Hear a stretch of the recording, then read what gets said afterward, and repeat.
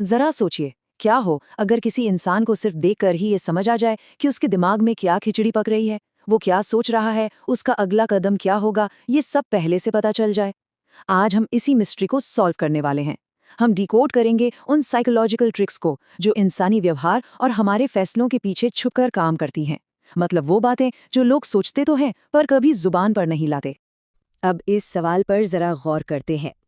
क्या हो अगर किसी के फैसले पूरी तरह से प्रिडिक्टेबल हो, मतलब पहले से ही तय। सुनने में शायद किसी जादू या माइंड रीडिंग जैसा लगे, राइट? लेकिन ऐसा बिल्कुल नहीं है। ये प्योर सॉलिड साइकोलॉजी है। दुनिया के बड़े बड़े लीडर्स और इन्फ्लुएंसर्स बिल्कुल इसी मनोविज्ञान का इस्तेमाल करते हैं। वे बिना किसी शोर शराबे के लोगों के फैसलों को अपने हिसाब से मोड़ देते हैं और किसी को भनक तक नहीं लगती। इन ट्रिक्स का गलत इस्तेमाल करने के बारे में सोचना भी मत, क्योंकि अगर इस नॉलेज का गलत उपयोग किया जाता है तो मैनिपुलेट करने वाला खुद ही लोगों से कट जाता है, बिल्कुल अकेला पड़ जाता है। इन तकनीकों की पावर और इनकी गंभीरता को समझना बहुत जरूरी है। तो चलिए सस्पेंस खत्म करते हैं और अपना काउंटडाउन शुरू करते हैं। हमारी लिस्ट में 5वें नंबर पर है तकनीक number 5, the reverse trap. The reverse trap असल में दिमाग के उस हिस्से पर वार करता है जिसे इंसान खुद भी एक्सेप्ट नहीं करना चाहता, उसका ईगो। सच तो ये है कि किसी भी इंसान को कंट्रोल होना बिल्कुल पसंद नहीं है। इमेजिन कीजिए, एक दरवाजे पर बड़ा बड़ा लिखा है एंट्री नॉट अलाउड। दिमाग में सबसे पहली घंटी क्या बजेगी? आखिर अंदर ऐसा है क्या, है ना? इंसानी ईगो नेचुरली उन चीजों की तरफ चुंबक की तरह खिंचता है जिन पर पाबंदी होती है। तो किसी से सीधा कुछ करवाने के बजाय अगर उससे वो काम करने से रोक दिया जाए तो उसका दिमाग खुद ब खुद वही करने की जिद पकड़ लेता है। इसको ऐसे समझते हैं, मान लीजिए किसी से कोई काम करवाना है। अगर सीधा अनुरोध किया जाए, प्लीज मेरे लिए ये काम कर दो, तो चांसेस हैं कि जवाब ना में मिले। लेकिन दूसरी तरफ रिवर्स ट्रैप का इस्तेमाल करके कहा जाए, यार एक काम था पर छोड़ो, वो तुम्हारे लिए बहुत मुश्किल है, तुम रहने दो। बूम! असली माइंड गेम यहीं से शुरू होता है। अब वो इंसान वो काम कोई फेवर करने के लिए नहीं करेगा, वो इसे अपनी काबिलियत साबित करने और अपने ईगो को बचाने के लिए करेगा। बिल्कुल मास्टर स्ट्रोक। आगे बढ़ते हैं। तकनीक नंबर 4, चॉइस का मास्टर। और ये स्लाइड बहुत ही ब्रिलियंटली एक कॉन्सेप्ट को इलिस्ट्रेट करती है जिसे कंट्रोल्ड फ्रीडम कहते हैं। लोगों को अक्सर लगता है कि वे अपने फैसले खुद लेते हैं, है ना? पर असल में वे सिर्फ वही चुनते हैं जो उनके सामने परोसा जाता है। असली पावर फोर्स करने में नहीं, बल्कि ऑप्शंस का डिजाइन करने में है। मान लीजिए कोई चाहता है कि सामने वाला उसके साथ बाहर जाए। अगर सीधा पूछे क्या बाहर चलें, तो नहीं सुनने का रिस्क रहता है। पर अगर 2 स्पेसिफिक चॉइस दी जाएं, चाय पीने चलें या कॉफी, तो अब उस इंसान के पास 2 ऑप्शंस हैं।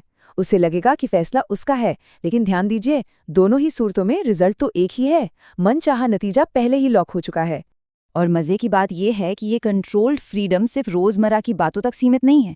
बड़े बड़े ब्रांड्स, शानदार मार्केटिंग कैंपेन्स और यहाँ तक कि पॉलिटिक्स में भी इसी फ्रेमिंग का खूब इस्तेमाल होता है।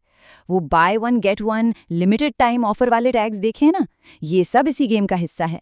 ये स्ट्रक्चर्स इंसान को ये इल्यूजन देते हैं कि उसने एक बहुत स्मार्ट और इंडिपेंडेंट चॉइस की है। उसका ईगो एकदम सेफ रहता है, लेकिन असल में वो वही चुन रहा होता है जो उसे चुनने के लिए दिया गया है। अब आते हैं हमारी तीसरी तकनीक पर। तकनीक number 3, the guilt trigger. Guilt यानी अपराध बोध।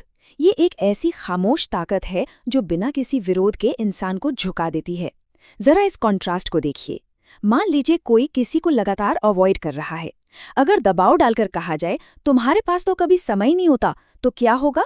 सामने वाला और दूर भाग जाएगा, क्योंकि फोर्स हमेशा एक दीवार खड़ी कर देता है। इसके बिल्कुल उलट गिल्ट का तरीका बहुत सटल होता है। बस इतना कहना कि कोई बात नहीं, सबकी अपनी लाइफ होती है। ये एक छोटा सा वाक्य सीधे दिल पर लगता है और सामने वाले को ये सोचने पर मजबूर कर देता है कि शायद वो गलत कर रहा है। असल में इस तकनीक में न तो कुछ मांगा जाता है और ना ही कोई प्रेशर डाला जाता है। बस ऑब्जर्व करने वाला सामने वाले के आगे एक साइकोलॉजिकल आईना रख देता है।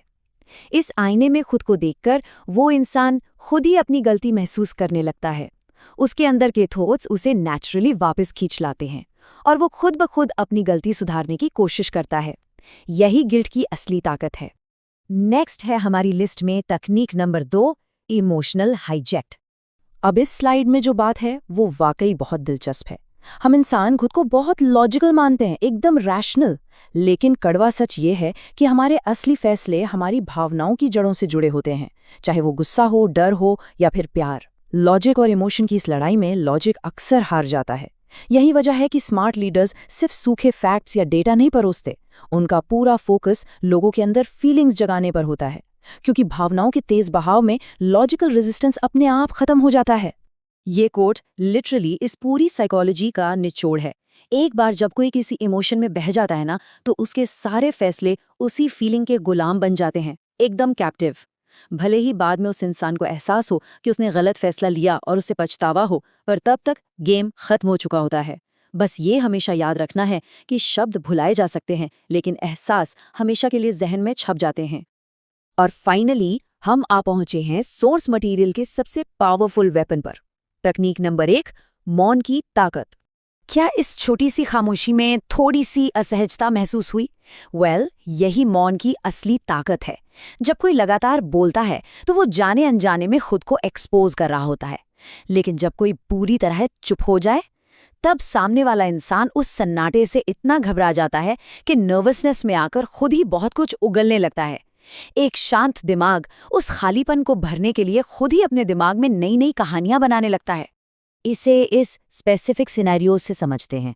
अगर किसी से कोई सच उगलवाना है तो दर्जनों सवाल पूछने की कोई ज़रूरत नहीं है, बस एक सीधा वाक्य, मुझे सब पता है, और उसके बाद एकदम शांत। ये जो प्योर साइलेंस है ना, ये सामने वाले की एंग्जाइटी को इतना बढ़ा देता है कि वो प्रेशर में आकर खुद ब खुद पूरा सच आपके सामने रख देता है, बिल्कुल बिना किसी मेहनत के। तो इस पूरे काउंटडाउन की जो कोर फिलॉसफी है, वो इस कोट में बहुत खूबसूरती से सिमटी हुई है। हमने अभी जो 5 तकनीकें देखी, वो सब इसी साइकोलॉजिकल कंट्रोल और ऑब्जर्वेशन के इर्द गिर्द घूमती हैं। जो इंसान शांत रहकर चीज़ों को ऑब्जर्व करता है और सिचुएशंस को अपने हिसाब से डिज़ाइन करता है, असली पावर उसी के हाथ में होती है। हम अपने इस एनालिसिस के बिल्कुल आखिर में आ गए हैं, लेकिन जाते जाते ज़रा इस बहुत ही गहरे सवाल पर सोचिएगा। कोई भी नॉलेज तब तक बिल्कुल यूजलेस है जब तक वो हमारे एक्शन या नज़रिए को न